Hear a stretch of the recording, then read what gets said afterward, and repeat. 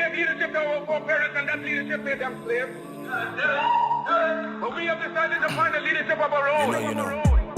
Not your average nigga, I'm a god out the hood. They can't downplay me, I came up, I'm elevated. I ain't gotta say too much for them to know I'm coming for what's mine. You know they see me in my presence, say, they see how I'm coming. Young, but you not just gonna finesse me like you did my peoples. Then back when you said they was emancipated. This ain't that. Your head too big, you feeling yourself. The game wasn't fair, you had the advantage, we wasn't educated. I don't look at you people the same. Nah. Your worst nightmare, my skin tone about them chains. Yeah. Not no circus lion, son, I can't be tamed. You gon' have to kill me, pussy, Toby ain't my name. Y'all still want us think our history started when we were slaves? What? Come on now, talk about them pyramids we made. I was chosen by that man, you know y'all just been running game. The nerve of you acting like...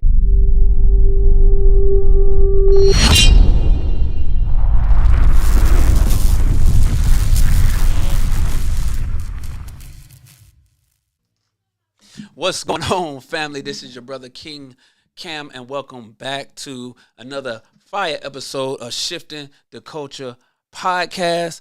And as y'all can see, my picture in the back is slanted crazy. I don't know why. My daughter been in here playing in the office, so that joint is slanted crazy. I can see it.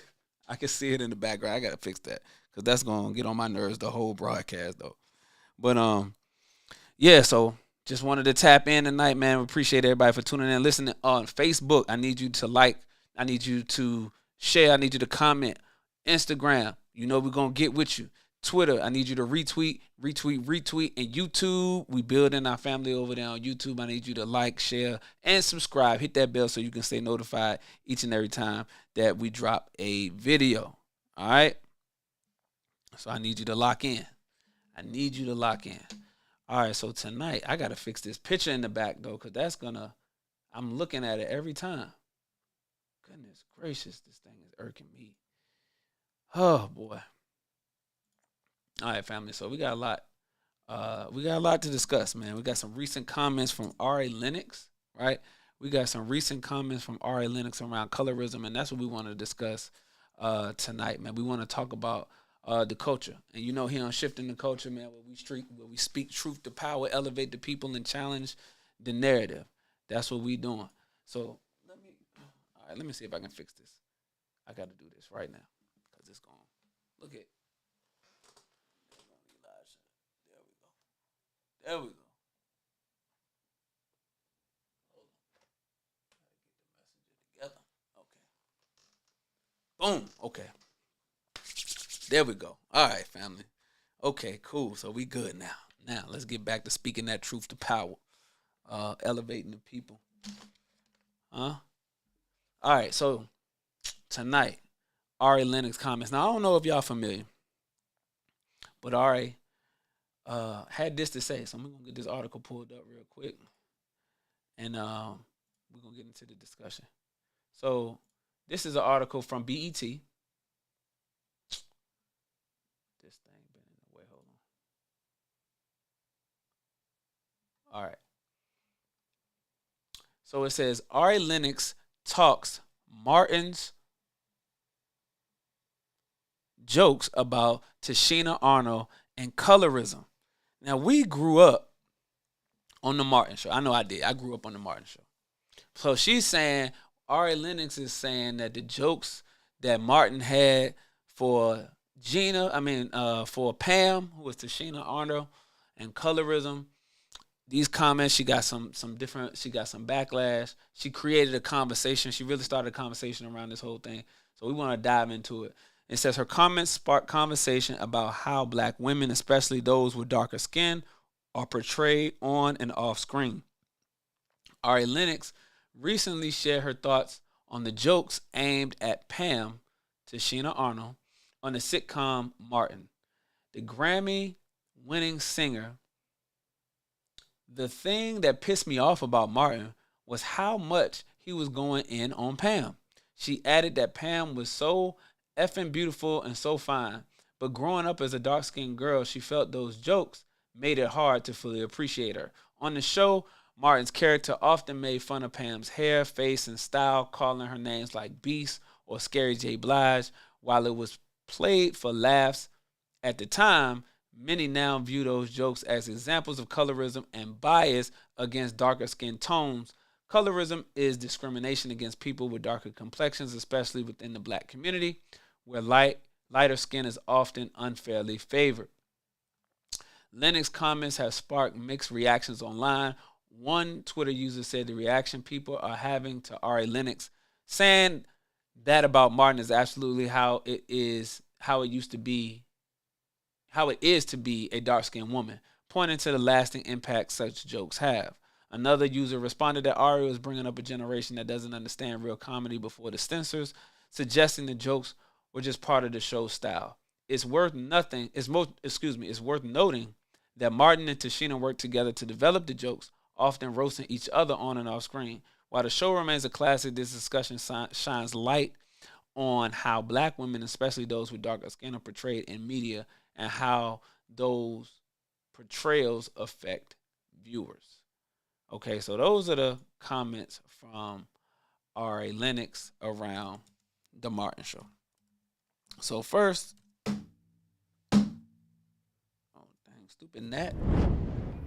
Freak, are you kidding me? I done started the music.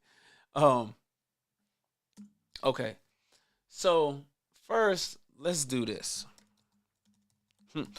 because I didn't want to have to address it like this, but we may have to address it like this.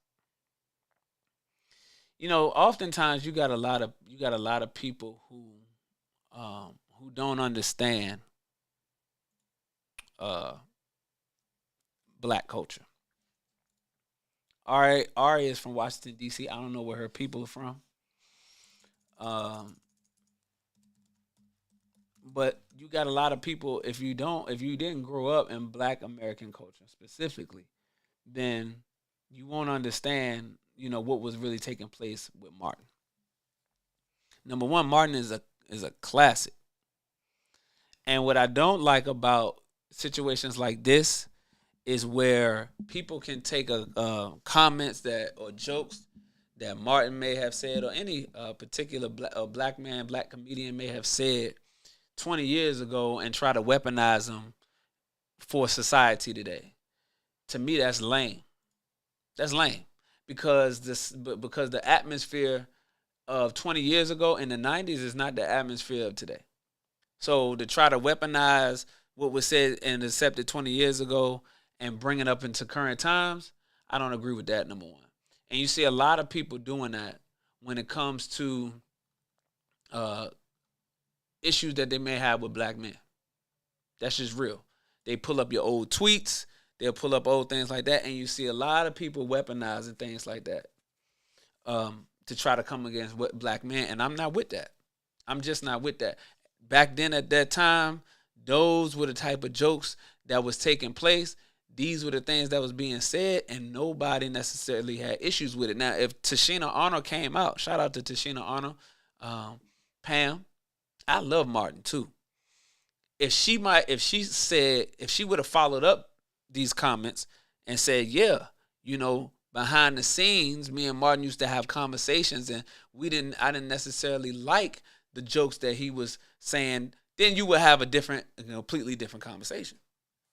But Tashina Arnold didn't come out and say that. And then it was highlighted in the article that her and Martin worked together to develop the jokes. So let's not come behind that and try to weaponize the jokes that Tashina Arnold and Martin wrote together to try to say that he was taking a dig at dark-skinned women. Okay? The second thing I want to say is I'm a dark-skinned man. And I'm about to show y'all something. Because I can vibe with how dark-skinned women may feel a certain type of way, though. Because I'm a dark-skinned man. And this is one of the things that I shared on Facebook. Being dark-skinned in elementary was like being black in 1925. I could agree with that. So I'm not speaking from a place of not understanding where dark-skinned people at a particular time definitely were under the assault, under the guise of jokes, comedy, roasting, because I was a victim of it. So I can speak from both sides of it. So I can speak from the side of feeling like a victim because being in elementary school, being in middle school, having oily skin, having really bad acne to go on top of it, and being dark skinned was not a recipe for success socially for me. It was not a recipe for success socially for me. So I remember in elementary school and middle school, I used to get joked on. They called me, I was scared Mark. I was scared Mark. I was tar baby. I was, you understand me? I was jet black. I was everything. I was all of the different things that they could joke you on when it came to being dark skinned. I was all of the things that, they would joke you on when it came to being dark skinned. That's just what it was, right? And so, and I had to deal with that. So I understand how it felt. People would talk about how dark I was. They would talk about my acne. They would talk about my skin complexion. Back then, dark skinned dudes we wasn't winning. If you wasn't Morris Chestnut, if you wasn't Morris, if you wasn't Blair Underwood, then you ain't had no shot. You really ain't had no shot. If you want Blair Underwood and Morris Chestnut, then you was in trouble, Jack. This was before Idris Elba. Idris went out back then. You know what I'm saying? So if you want them to, then you was done for real. And they used to joke me. They used to say I used to look like Arsenio Hall. They said I used to look like Arsenio Hall. That was the biggest one. And then in middle school, they used to say I used to look like Lil Bill. They used to say I used to look like Lil Bill. So I went through it. I'm telling you that because I actually went through it. So I sympathize and empathize with dark-skinned women that say, hey, you know what I'm saying? Like, I was traumatized by things like this. I got my own personal experiences, whatever the case may be. I can understand that. Like I said, I've been through it. But I'm not going to weaponize Martin comments, though. We're not going to weaponize the jokes and try to say that he was practicing colorism, especially back then, because that wasn't a thing that was happening in the culture that would affect us, that affects society and popular culture like it affects us today. It wasn't one of those things. So I don't think Martin was maliciously doing that. You understand what I'm saying? Another thing that I want to bring up is I don't think that this is a situation where all of the people who may have comment understand that part of Black American culture. And I was mentioning that before. Roasting and joking people the way that Martin and Pam was doing on the show is just a part of Black American culture. Being able to roast, being able to joke, being able to be quick on your feet, being able to say different things, right? That was a part of communal society, right? And being able to show love and affection to one another. That's what that was. Even if you joke somebody, there was an underlying, really a respect for that person. But you got to get tested. That's what it was about. You had to get tested. You was new to the school, you was new to the hood, you was new to the crew. So you had to get tested to see where you was at. So we was going to joke you because we were going to see if you was going to cry, if you was going to joke back. We had to see what we was dealing with. So that was one of the reasons why we would roast people or joke people or soak people or bomb people. Different parts of the different hoods got different names for what they used to call it. We used to say we were soaking people, wetting people, joking people, roasting people. Back in the day, they used to call it throwing the dozens. You understand? Whatever name you fall up under, whatever generation it was, that go back generations joking on people. You talk about other sitcoms that used to do it. Sanford and Son, Living Single, right? Steve Harvey Show. the Parkers. These are all the Jeffersons. And I ain't even watched the Jeffersons, but the Jeffersons is one. I said Sanford and Son. What's the show with JJ and them? Dang, I can't even think about it off the top of my head. What's the show with JJ and them? Y'all hit the comment section. Sis said I look like Dolph. It's Dolph. What's going on, brother Nathan? What's the show with JJ? And oh my God, it's escaping me, y'all. Let me know in the comment section. But yeah, all of these just black sitcoms had jokes. Everybody was getting joked. Right? So that's just a part of Black American culture. That's how we tested you. That's how we see what your personality was, how you was built. You understand? Because if we was gonna be friends, if you was gonna be a part of the clique, the crew, if you was gonna be in the hood, then of course we was gonna get into some other stuff that may require fighting. We may get into some trouble, and we may need to see who gonna hold it down. And the jokes is how we tested your fortitude in all of those different areas. Because we know if you broke down on the jokes, then we know we couldn't do no dirt with you because you was gonna break down with that when the adults came and was asking who did what and was trying to find out. We know who was gonna tell on everybody. You broke down doing the jokes.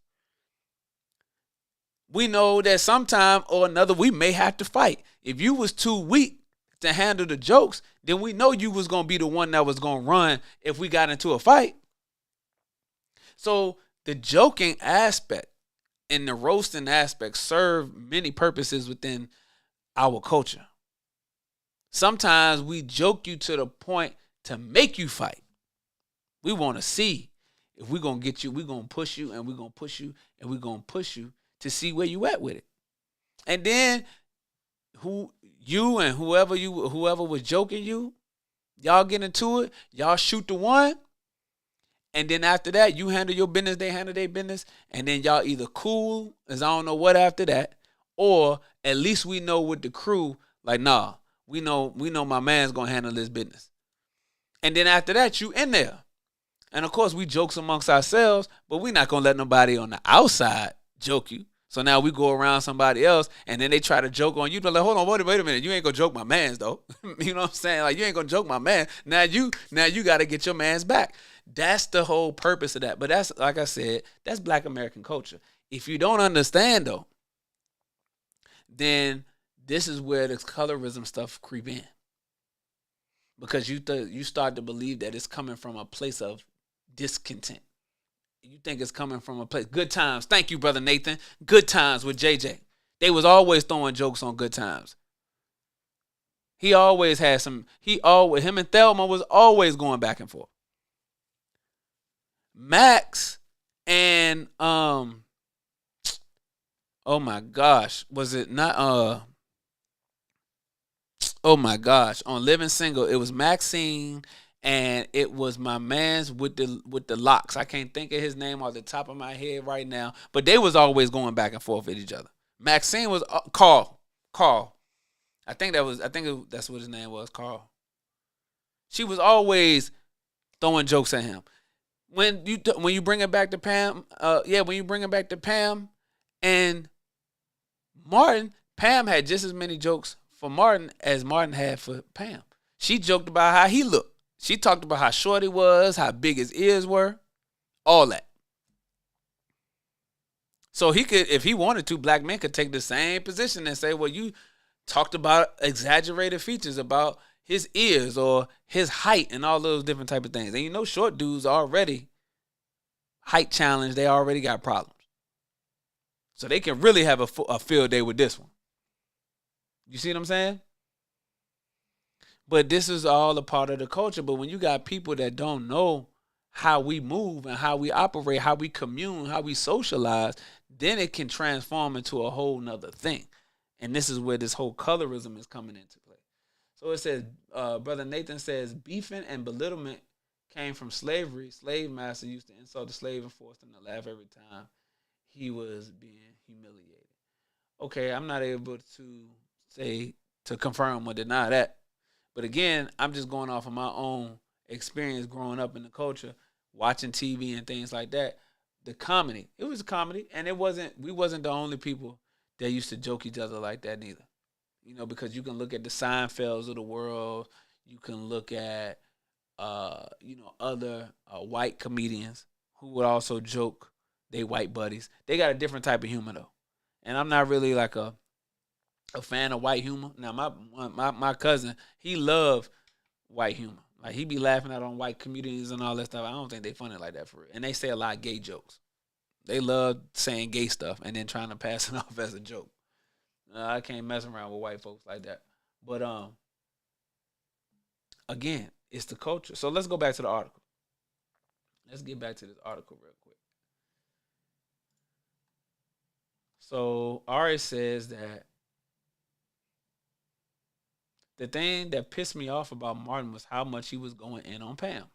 She added that Pam was so effing beautiful and so fine, but growing up as a dark-skinned girl, she felt those jokes made it hard to fully appreciate her. I love Pam. And watching Martin growing up, I would obviously see him joking Pam, but I'd be like, yo, Pam is fine. Gina was cool, but Pam was fine. And them jokes did not stop me from thinking that Pam looked good. I just always saw the dynamic between Martin and Pam as being that Martin just, it was one of them like love-hate relationships. Obviously, he never had no underlying feelings for Pam because that was his girlfriend's best friend. So it was kind of like a big brother, little sister type of thing. Like, I like you and we friends, and I got to joke you. That's how I show my love. That's how Martin showed his love to Pam. Because there was episodes where people tried to come at Pam, and Martin would step in and like, wait a minute. She'd be dating a guy or something, and he'd say something slick to Pam, or something would happen, and Martin would step in and be like, hold on. And he would actually defend Pam. So let's not act like Martin never defended Pam, and all he did was spend a lot of his time joking her. Because that's not the case. That's not the case. Martin would definitely come to Pam's defense. He would definitely come to Pam's defense. So I don't see how those jokes made it hard to fully appreciate her. I think she was very much appreciated on the show. Again, I always like Pam better than I like Gina. Big head self. Shout out to Gina. But and it says that on the show, Martin's character often made fun of Pam's hair, face, and style, calling her names like Beast or Scary J. Blige. And I had nothing wrong with that. In 2025, I do got a problem with 2025 people, though. Society just in general. Where it's so sensitive nowadays. And y'all hit the comment section, let me know about how you feel about how sensitive it is today. Because look at the conversation we having tonight about joking somebody hair, looks, all of that kind of stuff in the 90s. Look at what we're talking about right now. And I just think that people are just overly sensitive when it comes to stuff like that. Especially in our community, because most of the time we don't mean nothing by it.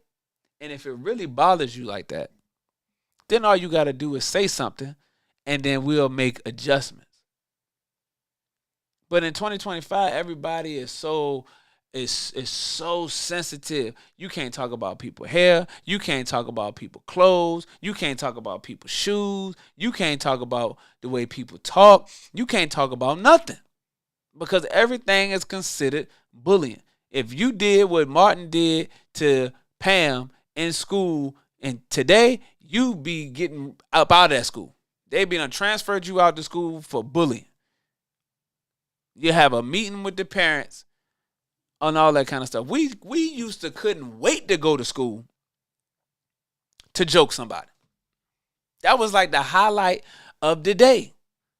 Especially during lunchtime when we would be in the cafeteria. You be in the cafeteria, you get to see all your homeboys, all your homegirls, everybody sitting at the different cafeteria tables. So we just Man, we just wearing it out. That's all we did was have jokes all day.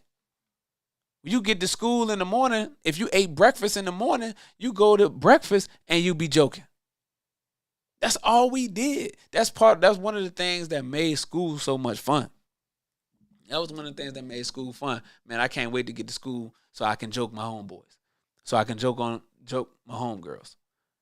So shoot, that made sure that they did the best they could with the outfits they wore to school. Shoot, if you went to school and had to wear a uniform, you was lucky because everybody was wearing the same thing. Had to make sure you brush your hair, you brush your teeth, all that. Because if you came to school and somebody caught you slipping, it was gonna be your turn. Yellow teeth, we used to talk about people having yellow teeth all the time. All the time. We used to talk about people having yellow teeth. We used to talk about people who ain't brushed their hair. We used to talk about girls who had short ponytails. We used to talk about all of that. Like, it was nothing that you could do to escape. And like I told you, I'm dark skinned. So I was the butt of jokes a lot of times. So I had to get good at roasting. I had to get good at joking people. I had to get good at wetting people because I had to hold my own. I wasn't going to pack my basketball and go home. I wasn't packing up and saying, man, shit, I'm going home. They done talked about me today. I'm just going to go home so bullied. Hell no. I said, no, all right, bet. This is what we about to do? All right. So I got good. I got good at joking. And that's what it was. These things build character. To me, in my opinion, this is how you build character. This is how you build fortitude. This is how you develop certain things that would carry on beyond your middle school and your high school years. But when you get into the real world and you got to deal with people saying things from people who really don't like you, you have developed the skin and the ability, the mental toughness to be able to deal with it. Today in 2025, a lot of people lack mental toughness, especially the generation that's coming right behind the millennials. They lack mental toughness. You see it in athletes all the time. The minute you critique their game, they start crying. Kevin Durant and all of them, that's where all that stuff came in. We used to watch them when, they'd be getting critiqued on their game and the commentators doing what they do, talking about, how they do. And, now all of a sudden, everybody got Twitter fingers and they firing back because they feel a certain type of way because you're talking about them. Like, what? I couldn't stand that about KD and, some of these other athletes. Not mentally tough. See, that's what the jokes was for. The jokes was to make you mentally tough. That's why nowadays you got a lot of these young guys that's coming up playing basketball or any sports, but they playing them. And it's really, I seen this conversation happening online where they were saying the sports have now moved to more of the privileged children versus the non-privileged children.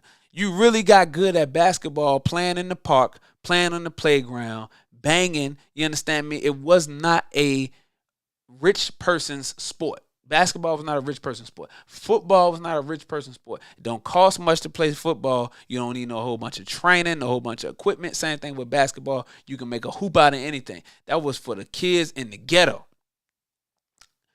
And growing up in the hood, in the ghetto, and playing football, playing basketball, playing baseball, having them, do all of the things just to play. But then you being subjected to the trash talk on the basketball court. The hard fouls on the basketball court. These are the different type of things that made you a mentally tough player. So when you got into playing organized sports, you was dominating them. You was dominating them because you done been through the ringer out in the hood. Man, you done played with people that's older than you, that was dragging you. You done played with people that's popping trash the whole game, talking about how sorry you are. If your defense had to be on point because you didn't want to get crossed over, especially when AI first came into the league and he was crossing people up. You ain't want to have the AI crossover put on you, so your D was turned up. You know what I'm saying? You had to be good on defense. Make sure you didn't get crossed up. And then if somebody scored buckets on you, you got to score buckets back on them. Like all of this drove the mental toughness and the ability to be great and to overcome obstacles. Nowadays, they don't have it, bro. They don't have it. Everybody's so mentally weak. Everybody is so it's so easily offended by jokes and comedy. Ari talking about jokes from 20 years ago in 94, 95. She talking about how she was affected from that to this day. Everybody just so hurt.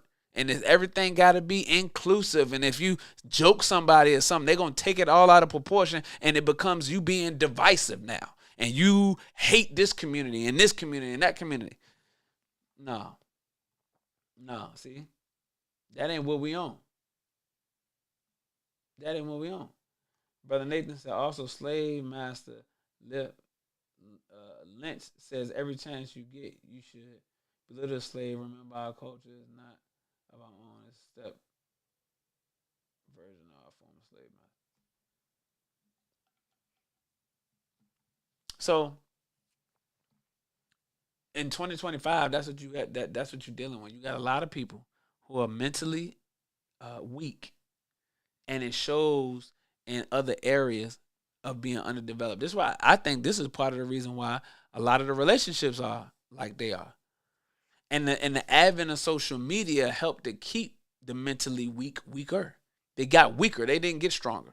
See, I think when it comes to mental toughness and even socialization and things like that, you got to interact with people personally. Like you got to interact with people physically, because now you're able to gauge them better. You're able to feel the energy.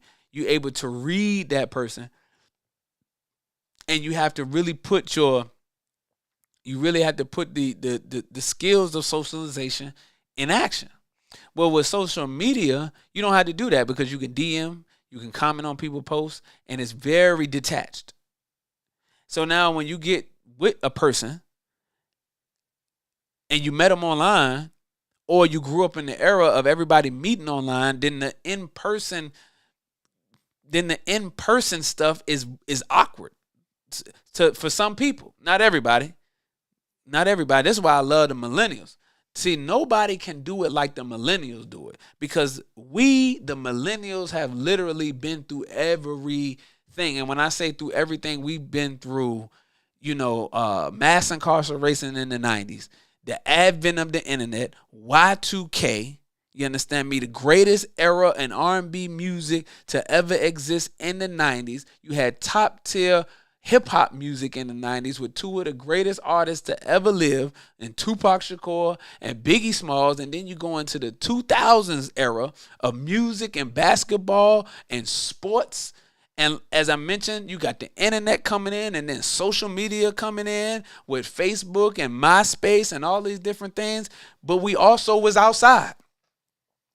See, before the internet, we was outside. We was riding bikes. We had pegs. We was fixing inner tubes. We was riding bikes across town. We was doing all the different things. We was outside on the court playing basketball. We was off the porch. We was in the mix. When you was trying to talk to a girl, you literally had to talk to her. We was in the teen party era. We had the chirps, the Boost Mobiles. You understand? Like, we done been through all of that. So to me, we like the most well-rounded human beings to ever exist on the planet. We like the most well-rounded human beings to ever exist on the planet, because we done been in and out of different genres and technology and culture and society as it's changed and developed. We've been there and been a part of it all. So we can get outside and get active. We know what's going on the internet. We tech savvy. So we got the best of both worlds. But the generation that came after us, they all tech savvy.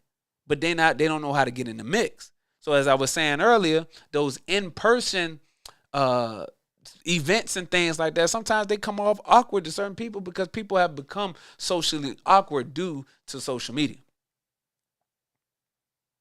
You become socially awkward.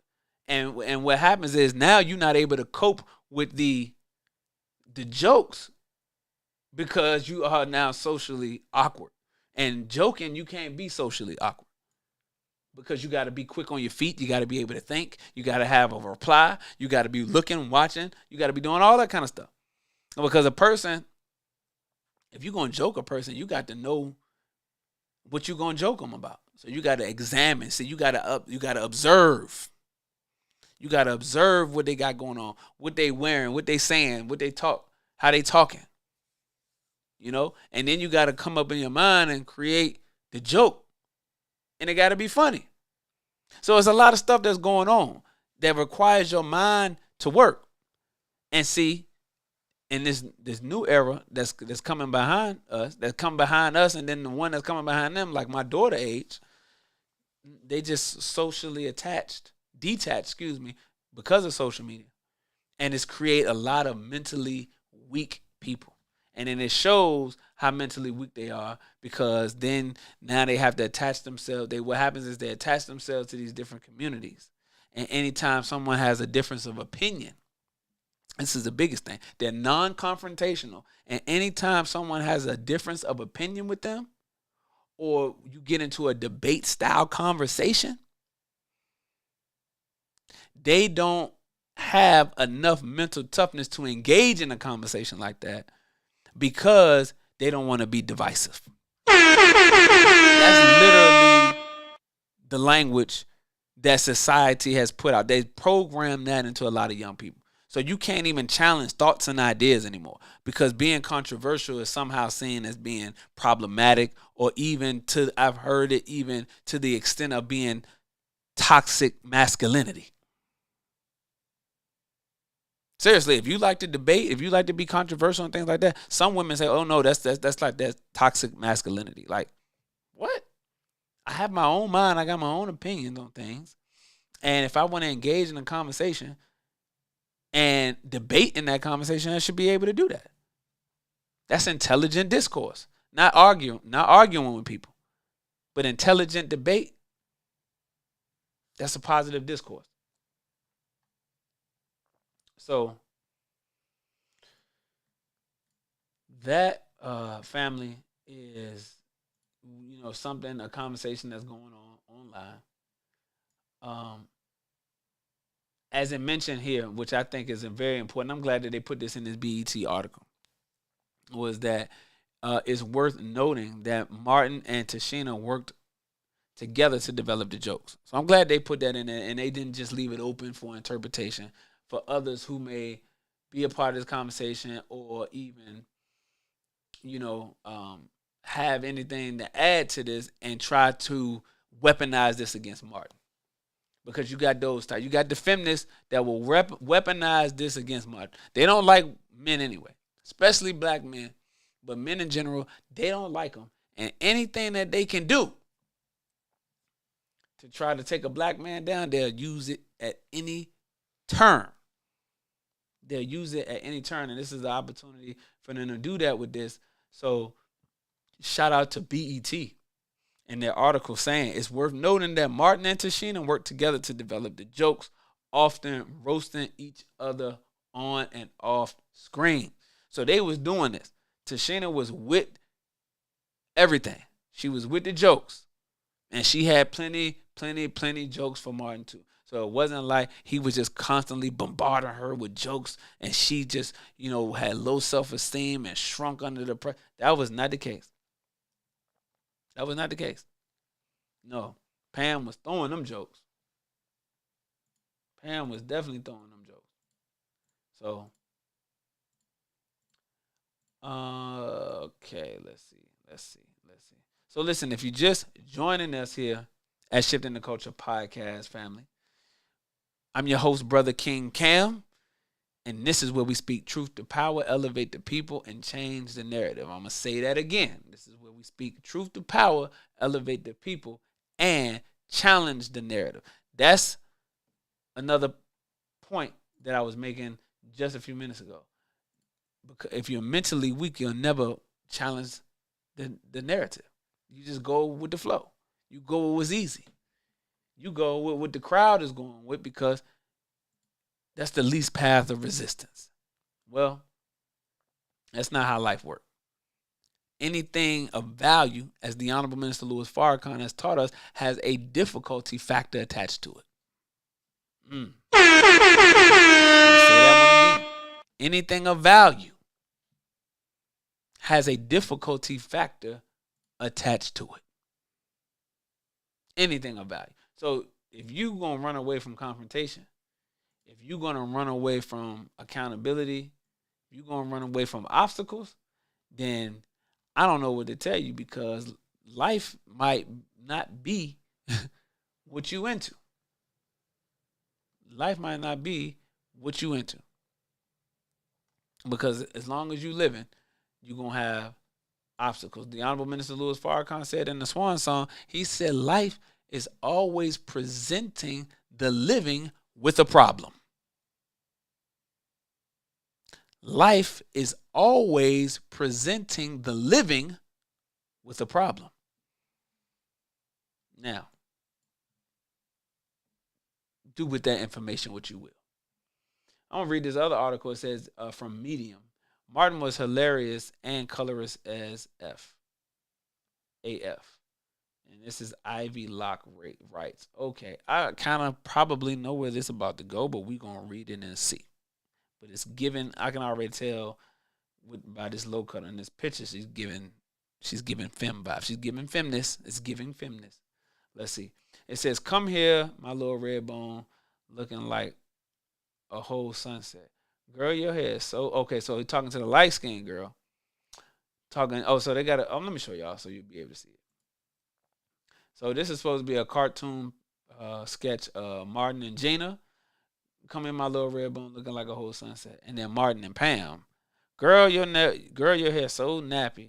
Wilson couldn't pick it.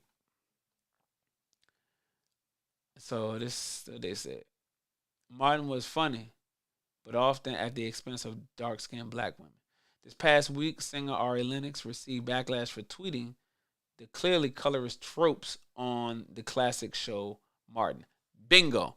I already knew this was a feminist, democratic, liberal black woman that wrote this. I already knew. From the picture, you can already tell. You can tell what they look like, because they always got the same low cut, and they always calling themselves lady such and such or whatever the case may be. You can just kind of just feel the vibe. And when they kind of try to be slick with the title, I knew the title. Martin was hilarious and colorist is AF. Like, just the lingo that they use. So, look. And then once they said tropes, you know that was Democrat. Once they say tropes, that's the language that popular culture, that they've inserted in their popular culture coming out of the Democratic Party. The liberals, they talk about these quote-unquote tropes, especially when you talk about those who accept the homosexuality, LGBTQ, all that kind of stuff, transgender, all that. Tropes. That's them. Democrats. See, you gotta understand the buzzwords. So I already knew what this about. See, in true delusional fashion, the black community is appalled over what they perceive as a slight of one of the great male comedians. See, she taking a shot at Martin. I already know what this is about. I already know. Of the great male comedians of our community, rather than how his show and antics may have been damaging to black women. See how they do? I knew, didn't I tell y'all earlier that this is an opportunity for those who do not like black men to weaponize Martin's jokes in the atmosphere at that time in the 90s up until 2025. Classic example, I just read it to you just now. Indeed, instead of taking the time to understand why Lennox called the jokes about our beautiful brown sister Pam triggering, most simply dismissed her and accused her of playing the victim and having fake outrage for attention. See, when they use words like trope and they use words like trigger, when they use words like AF and things like that, then you can already tell, this is a feminist. Look at this, massageur, gaslighting. See, they got terms that they use. And a lot of women use these terms now. So, because a lot of women subscribe to this whole feminist movement, and they use these terms. They use this gaslighting, triggering, I felt triggered, tropes, all of those different type of terms. They use them type of terms, bro. They, black women vote majority Democratic Party. Like they carry the Democratic Party. Most black women is falling up under this stuff right here because they use this type of language. And we're not gonna get no more into this because at the end of it, we can really care less about what she's talking about. Because that's what I'm saying. We're not gonna use the jokes that Martin had in the early 90s and use them to try to weaponize them against him and then try to tear down his legacy in 2025 over some jokes. And this chick that probably wrote this probably was the butt of the jokes. See, that be the problem. It be the ones that can't joke back. You messed around and laughed too loud and we heard you and we got on your ass. And now you mad because you was the butt of the jokes.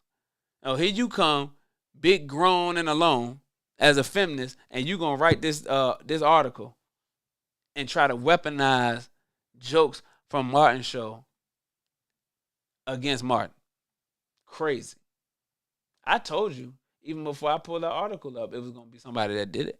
Because I just know how these things work. I'm pretty familiar with the news cycle and how they gonna run the news cycles and all that kind of stuff. So, you know, that's what you got going on. Let's hit the comment section. Okay, so Nathan said, all right. No doubt. So yeah, brother, Nathan. So, you know, man, let me know what your thoughts are. Let me know, you know, let's carry on the conversation in the comment section. And let me know what your thoughts are as it pertains to the colorism and Ari Lennox.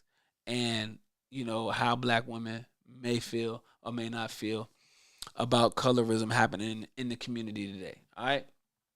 So listen, I need y'all to make sure y'all slide over to YouTube, follow us on all social media platforms. I also got my book. Let me grab it real quick.